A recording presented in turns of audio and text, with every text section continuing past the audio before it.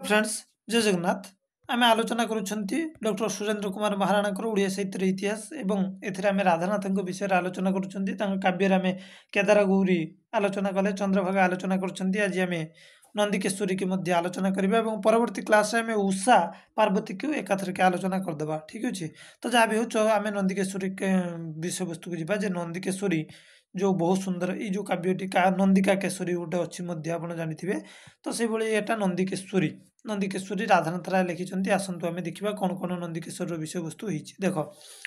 नंदिकेश्वरी काव्यटी सुवर्ण केशरी राजत्व समय चोड़गंगा ओडिशा आक्रमण घटना को आधार कर रचित होता कौन होना जिते सुवर्ण केशरी राजत्व करुले ओडिशा एवं चोड़गंगा देव सहित जो आक्रमण होता से घटना को आधार कर रचित हो दाक्षिणात्यर चोड़गंगा देव बहु बाधाविघ्न अतिक्रम कर उत्कल राजधानी कटक निकट में पहुंची किए ना दक्षिणर चोड़गंगा वंशर राजा चोड़गंगा देव सी आसिक पहुंची कौटी ना कटक पाखे पहुंची कटकर दक्षिण पार्श्व काठजोड़ी नदीर अपर पार्श्व से शिविर स्थापन कर कौटी ना काठजोड़ी नदी ता एपाखक से रही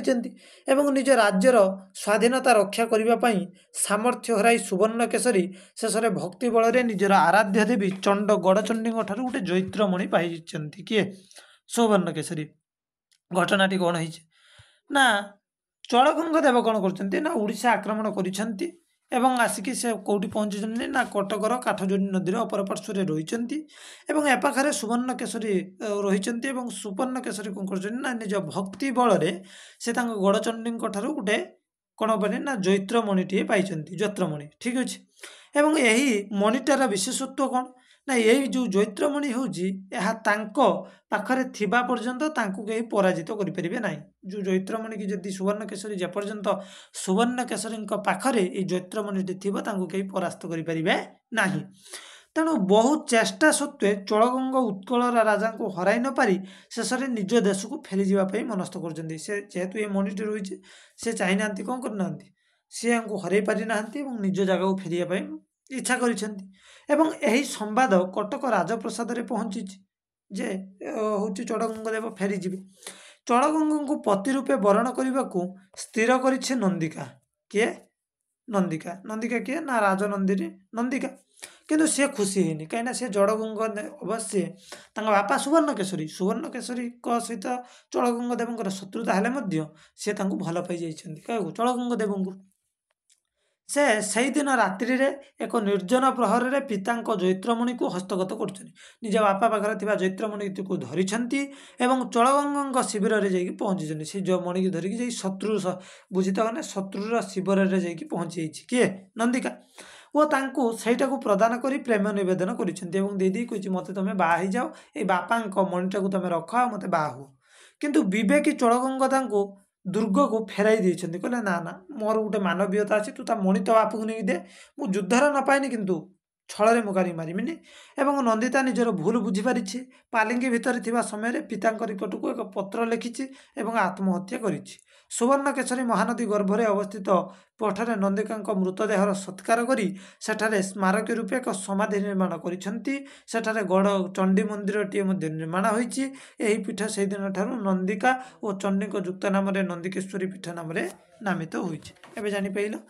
जोटी शव पुता हला गार नंदिकार सेठी गोटे मंदिर राजा निर्माण करदेले ता नाटा देदेले कौन नंदिकेश्वरी पीठ वर्तमान जहाँ भी हो बहुत बढ़िया कहानीटे कर कौन होइछि यही काव्यटी कवि उच्चकोटीर वर्णना चातुरी परिचय प्रदान करे नंदिकार रूप वर्णना उत्कलर विभिन्न अंचल प्राकृतिक दृश्यर वर्णना प्रभात वर्णनार अपूर्व कवित्व फुटी उठी केतेक वर्णना उपमा मंडित होई रसग्राही निमंते पर्याप्त उपादान जोगाई कवि यही काव्य निमंते विलियम मॉरिस्कर एटा कौटू आनी राधानाथ राय ना विलियम मॉरिस्कर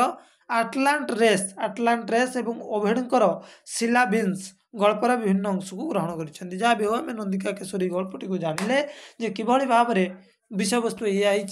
जे ओडिशा रे राजनीति करुथांती किए सुवर्णकेशरी एवं तांकर गोटे झील थाए नंदिका एवं से समय कौन होती ना अपर पार्श्व चलगंग देव दक्षिण आसी गंगवंशर राजा होती चलगंग देव सी आसिक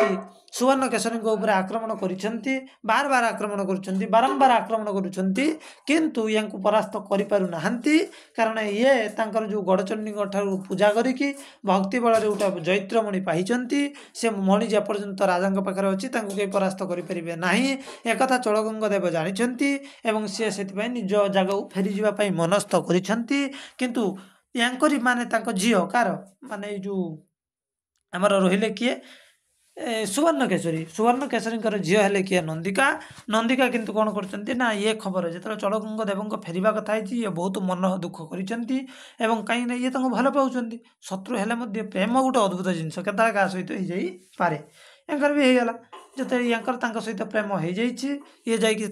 पहुँची बापा जैत्रमणि की भी नहीं चली जाइए देखिए जैत्रमणि रख बापा को पछे मारिदियो कि मो प्रेम निवेदन रख एरम कही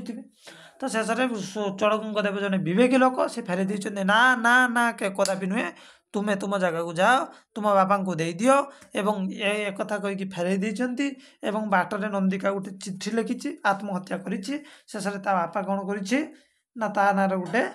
सुवर्णकेशरी मैंने ता ना कौन कर बहुत सुंदर भाव में गोटे मंदिर निर्माण कर चंडी आर ना उभयर मानने देवींकर आ नंदिकार ना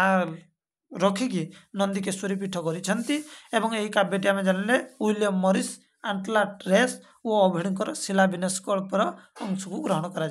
पर्यंत आपण मैंने क्लीयर पुणी नेक्स्ट क्लास रे पुणी आपण सहित दुईटी काव्य को आम आलोचना करवा उषा आने एक काव्य को दुईटी काव्य को आम आलोचना करवा नंदिकेश्वरी काव्य आप बुझीपारे बोली आशा करे परवर्ती क्लास रे पुणी देखादेव ठीक अच्छे धन्यवाद।